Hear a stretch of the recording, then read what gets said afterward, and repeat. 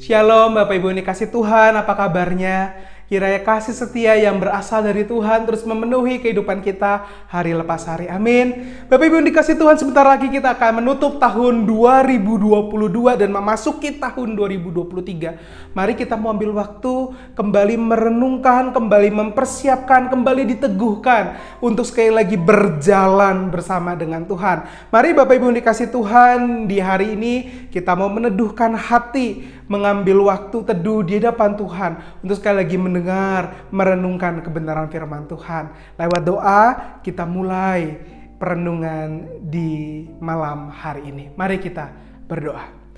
Bapa yang baik, kami mengucap syukur untuk waktu yang Tuhan beri, karena kasih setia Tuhan tidak pernah meninggalkan kehidupan kami. Tolong jaga, pelihara Tuhan, sehingga sekali lagi hati kami siap untuk menutup tahun 2022 dengan ungkapan syukur, bahkan memasuki tahun 2023 bersama dengan Tuhan. Tolong kami Tuhan, pelihara iman kami, sehingga sekali lagi nama Tuhan saja yang dipermuliakan. Dalam nama Tuhan Yesus, kami berdoa dan mengucap syukur. Amin. Bapak Ibu yang dikasih Tuhan, tentu kita mengenal satu pepatah berikut ini. Bersakit-sakit dahulu, bersenang-senang kemudian. Sebuah pepatah yang begitu akrab dengan saya, apalagi ayah saya akan selalu mengatakan untuk memberikan penghiburan, memberikan kekuatan bagi saya untuk menjalani masa studi saat itu. Semangat kok, fokus kok, korban sedikit kok untuk mendapat nilai yang baik. Rasa-rasa itu kata-kata tambahannya yang mengeluarkan vibe seperti perang begitu ya. Padahal cuma ujian akhir semester. Tapi memang itulah makna dari pepatah itu, bukan? Bersakit-sakit dahulu, bersenang-senang kemudian. Tapi bagaimana kalau ternyata sama seperti lagu slang? Bersakit-sakit dahulu, senang pun tak dapat, malah mati kemudian. Nggak ada kesenangan, tidak ada sukacita, tidak ada pengharapan, hanya adalah kekecewaan demi kekecewaan. Lepas dari gigitan buaya menuju gigitan singa, tidak ada yang baik di dalam kehidupan. Adakah itu yang kita rasakan? Adakah itu yang kita khawatirkan kalau memasuki tahun 2023 yang katanya bernada-nada negatif, yang katanya sulit, atau mungkin kita sudah memperhitungkan kekuatan sehingga kita berkata tahun 2023 tahun yang penuh dengan tantangan, tahun yang penuh dengan kesulitan. Mari di malam hari ini, lewat kebenaran firman Tuhan, kita mau belajar berdoa seperti Yabes. Kita mau berdoa layaknya Yabes yang menguatkan dan meneguhkan iman itu. Mari kita mau baca bersama dalam 1 Tawarik 4 ayat yang ke-9 hingga ayat yang ke-10. 1 Tawarik 4 ayat yang ke-9 hingga ayat yang ke-10. Saya rindu kalau ini dibaca oleh keluarga, dapat dimulai oleh ayah, kemudian dilanjutkan oleh anak-anak. Biarlah saya yang memimpin, kemudian Bapak Ibu bisa membaca bersama-sama. 1 Tawarik 4 ayat yang ke-9 hingga ayat yang ke-10. Di sana kita temukan Yabes lebih dimuliakan daripada saudara-saudaranya. Nama Yabes itu diberi ibunya kepadanya sebab katanya, aku telah melahirkan dia dengan kesakitan. Ayat yang ke-10, Yabes berseru kepada Allah Israel katanya, kiranya engkau memberkati aku berlimpah-limpah dan memperluas daerahku, dan kiranya tanganmu menyertai aku dan melindungi aku daripada mara malapetaka, sehingga kesakitan tidak menimpa aku. Dan Allah mengabulkan permintaannya itu. Bapak Ibu yang dikasih Tuhan, siapa Yabes? Sehingga kalau kita baca, begitu menenangkan, begitu menyenangkan, menimbulkan harapan buat siapapun yang membaca kebenaran firman Tuhan ini. Siapa Yabes? Kalau andaikan Bapak Ibu bisa baca dan ingat-ingat kembali cerita-cerita sekolah minggu, siapa Yabes? Rasanya jarang sekali diceritakan, bukan? Bahkan kalau Bapak Ibu bisa lihat di 1 Tawarik 2 ayat ke-55, Yabes disebutkan, tetapi itu hanya lokasi. Kali ini Yabes diceritakan kembali sebagai seorang pribadi, Bapak Ibu. Sehingga kita tahu bersama Yabes bukan orang yang berdampak seperti Daud, bukan orang yang berdampak seperti Elia, bukan orang berdampak seperti Yosua begitu yang begitu dihormati dan dikagumi. Siapa Yabes? Gak ada yang tahu. Tetapi menarik Bapak Ibu dikasih Tuhan kalau kita kembali kita baca dan kita lihat. Apalagi doanya ayat yang ke-10. Mari kita perhatikan. Apa yang Yabes katakan di hadapan Allah. Kiranya Engkau memberkati aku berlimpah-limpah dan memperluas daerahku. Dan kiranya tanganmu menyertai aku dan melindungi aku dari para malapetaka. Sehingga kesakitan tidak menimpa aku. Perhatikan berapa banyak kata aku di dalamnya. Coba lihat Bapak Ibu dikasih Tuhan. Sebanyak 5 kali Yabes menyebut dirinya sendiri di dalam doanya. Saya yakin kalau ini ada para leluhur begitu ya. Orang-orang reform yang zaman dulu ini nggak akan jadi sebuah lagu Bapak Ibu. Karena terlalu banyak kata aku. Terlalu egois ini doa begitu ya. Tetapi kita perhatikan kata aku dan aku mementingkan dirinya sendiri di hadapan Allah. Dan perhatikan ayat yang ke-10 ditutup dengan sukacita. Apa itu? Dan Allah mengabulkan permintaannya. Itu, waduh indah sekali bukan? Siapa yang gak mau seperti Yabes? Usahanya melebarkan sayap. Nggak sakit, hidup dalam kemudahan, masuk universitas terbaik, ranking 1 di sekolah. Oh, kita rindukan kehidupan sama seperti Yabes. Tapi rasanya kita yakin percaya hidup tak semudah seperti yang didoakan Yabes, bukan?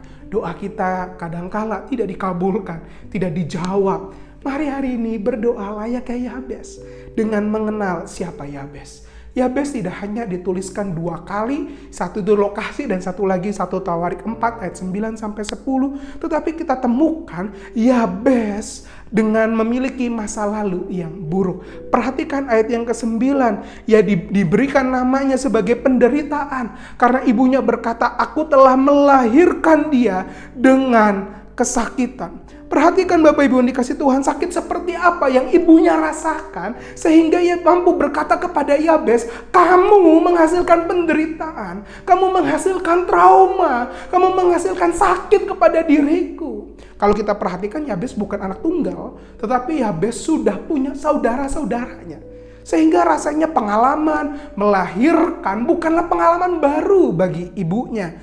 Oh, kita nggak akan berspekulasi apa yang terjadi dengan ibunya. Tapi kita yakin percaya Yabes dipandang di hadapan ibunya sebagai seorang yang membawa penderitaan, luka bagi dirinya. Maka Bapak Ibu yang dikasih Tuhan, Yabes besar dari lingkungan keluarga yang memandangnya dengan rendah, memandangnya dengan sakit, memandangnya membawa sial. Mungkin itu bahasanya di zaman sekarang sebagai kerugian bagi sang ibu. Yabes besar dengan stigma itu. Maka dengan cepat jangan langsung mengambil kesimpulan pantas Allah memberikan dan mengabulkan doanya. Persis seperti kisah Cinderella, Upik Abu, bawang putih yang ditindas oleh keluarganya. Hingga akhirnya kalau mereka dilupakan, disisihkan, menerima rasa sakit itu. Ada ibu peri yang memberikan permintaan, menaikkan derajatnya, memberikan sukacita. Dan seakan-akan mengajarkan kepada kita, atau mungkin kepada engkau anak remaja, bahwa kita menantikan satu keajaiban yang memberikan sukacita, memberikan pengharapan. Oh enggak, kisah Yabes bukan dongeng yang mengajak kita untuk menantikan satu keajaiban yang mengubahkan kehidupan. Tetapi firman Tuhan yang hari ini kita baca sedang mengajak kita mengenai mengasihi dan mengandalkan Allah. Firman Tuhan sedang mengajar kita untuk mengasihi dan mengandalkan Allah. Lihat di tengah masa lalunya yang sulit, mengecewakan, buruk itu. Ayat 9 dimulai dengan kata Yabes lebih dimuliakan. Atau dalam bahasa Inggrisnya, Yabes was more honorable. Yabes lebih dihormati. Bukan karena ia memiliki perawakan yang hebat, menakutkan, mampu melakukan apapun. Tetapi Yabes dihormati. Yabes lebih diunggulkan karena Yabes mengasihi Allahnya. Karena Yabes mencintai, karena Yabes menghormati dengan hidup dekat dan bergantung kepada Allah.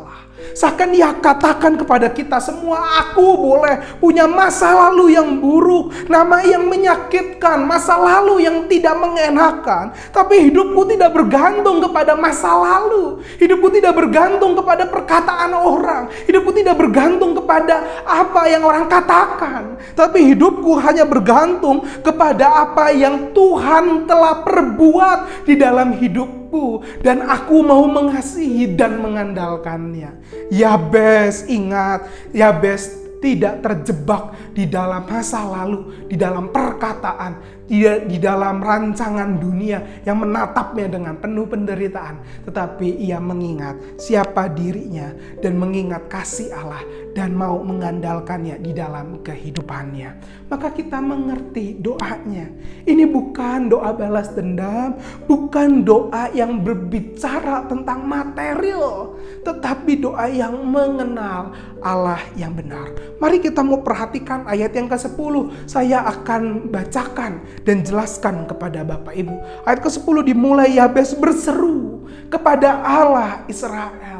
Di dalam doanya ia katakan, kiranya engkau. Elai memulai dari kerendahan hati, tetapi dalam bahasa aslinya ia mulai dari pernyataan, hanya engkau sumber berkat, aku berharap. Berharap apa Bapak Ibu dikasih Tuhan?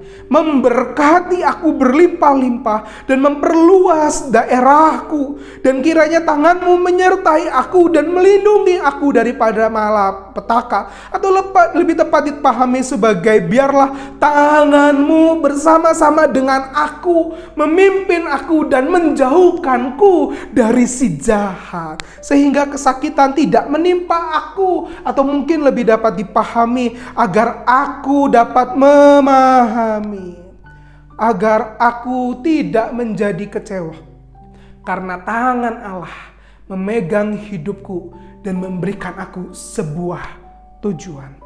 Perhatikan sekali lagi doanya.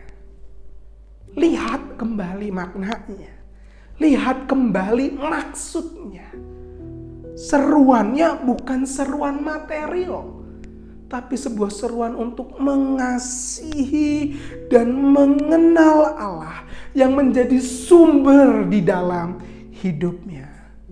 Ia sadar dirinya di hadapan Allah. Ia tidak ada apa-apanya selain kasihnya, selain kehadirannya, pertolongannya yang memimpin kehidupannya, sehingga kehidupannya dijalani bukan dengan caranya, tetapi cara Allah. Kehidupannya bukan dengan tujuan menyenangkan hatinya, tapi menyenangkan hati Allah.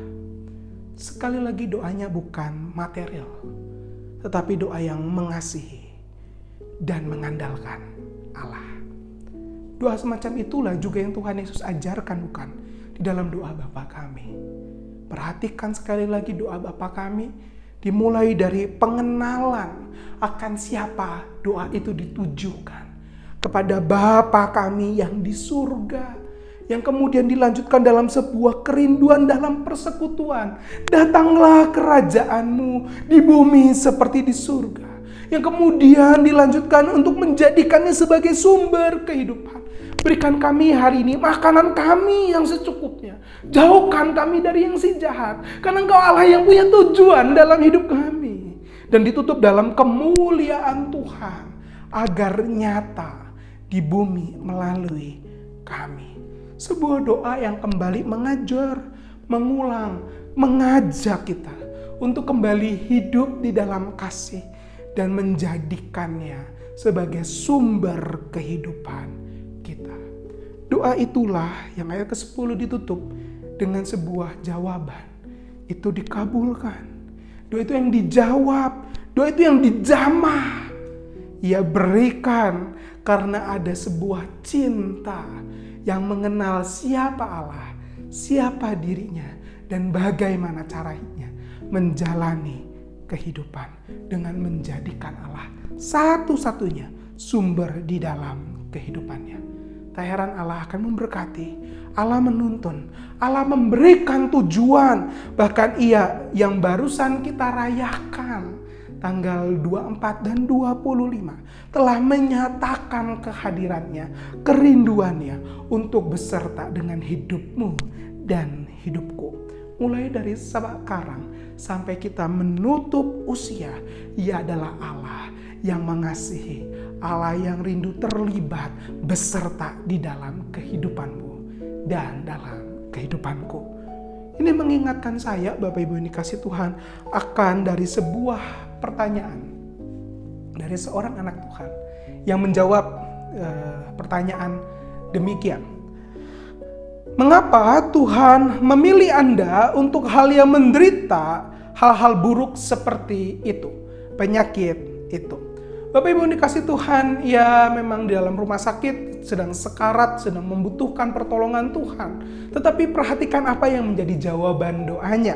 Ia katakan 50 juta anak mulai bermain tenis, 5 juta belajar bermain tenis, 500 ribu belajar tenis profesional. 50 ribu datang ke sirkuit, 5 ribu mencapai Grand Slam, 50 mencapai Wimbledon, 4 mencapai semifinal, 2 mencapai final. Dan ketika saya memegang cup atau piala di tangan saya tidak pernah bertanya kepada Tuhan, kenapa saya? Jadi sekarang saya dalam kondisi yang penuh dengan sakit, bagaimana saya bisa bertanya kepada Tuhan, mengapa saya? Kebahagiaan membuat Anda tetap menjadi manis, percobaan membuat Anda tetap kuat, kesedihan membuat Anda tetap manusiawi, kegagalan membuat Anda tetap rendah hati, sukses membuat Anda bersinar. Tetapi perhatikan, hanya iman membuat Anda terus maju. Bapak Ibu dikasih Tuhan, inilah jawaban dari seorang bernama Arthur Ashe yang tidak kecewa, pasrah, bahkan marah kepada Allah karena AIDS yang ia harus idap, bukan karena masa lalunya yang ugal-ugalan itu, tetapi karena ia menerima transfusi darah saat akan operasi hati. Ternyata darah yang memasuki tubuhnya itu adalah darah yang mengandung AIDS. Ia tidak kecewa, ia tidak menjadi marah, bahkan lewat jawabannya kembali meneguhkan ada iman kepada Tuhan yang memberikan kekuatan, memberikan pengharapan di masa yang paling sulit. Ashe jadi teladan yang nyata bagaimana keadaan buruk tidak menjadikan dirinya sebagai anak Tuhan yang hidup dalam kesialan. Tetapi di masa yang paling buruk itu ada iman yang percaya kepada Tuhan.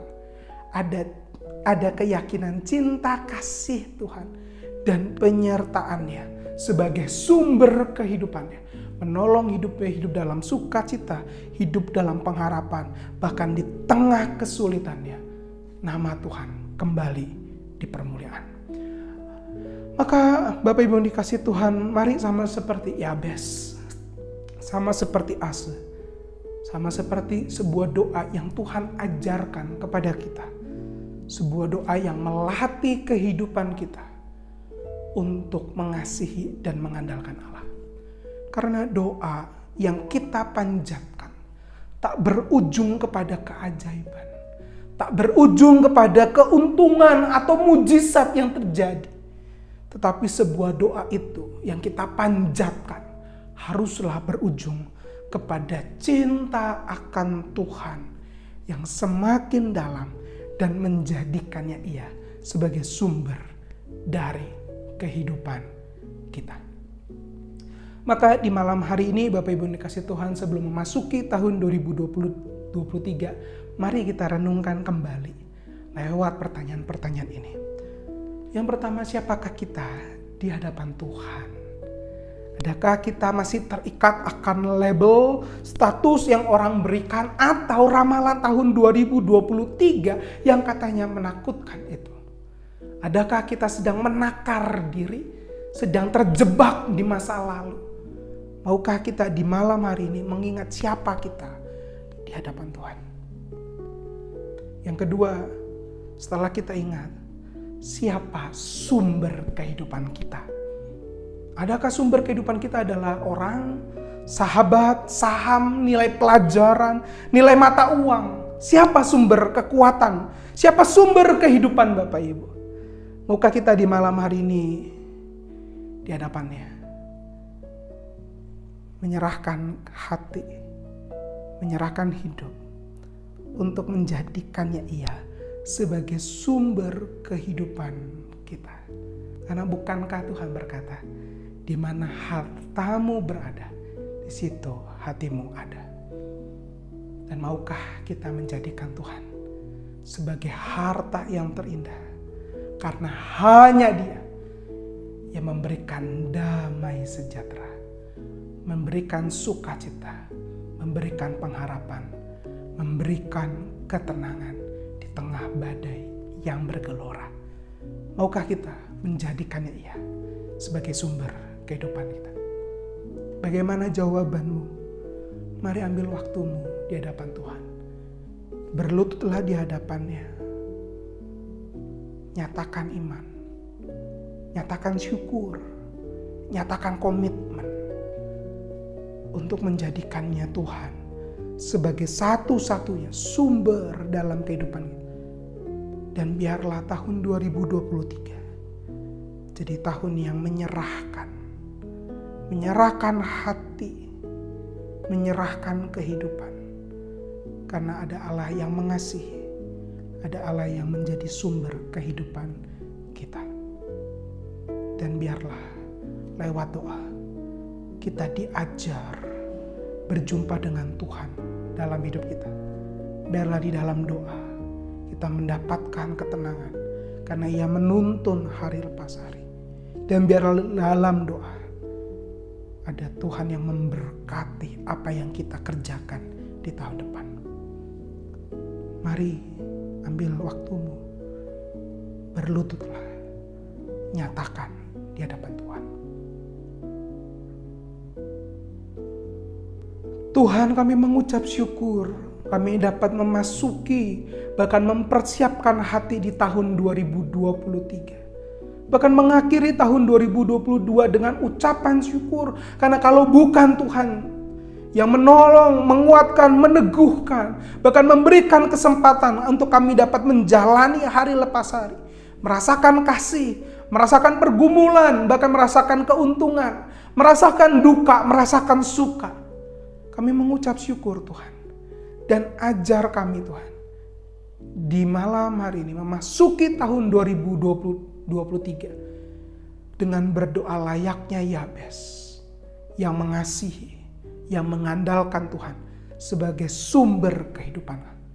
Dan di malam hari ini biarlah setiap komitmen, setiap hati yang kami serahkan berkenan di hadapan-Mu dan menjadi kekuatan dan memuliakan nama-Mu.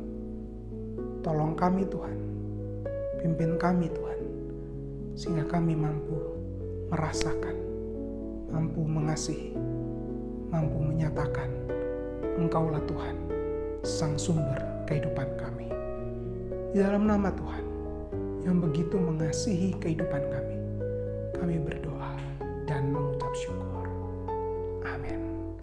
Selamat memasuki tahun 2023 dengan cinta dan menjadikannya sumber kehidupan dirimu dan diriku. Soli Deo Gloria.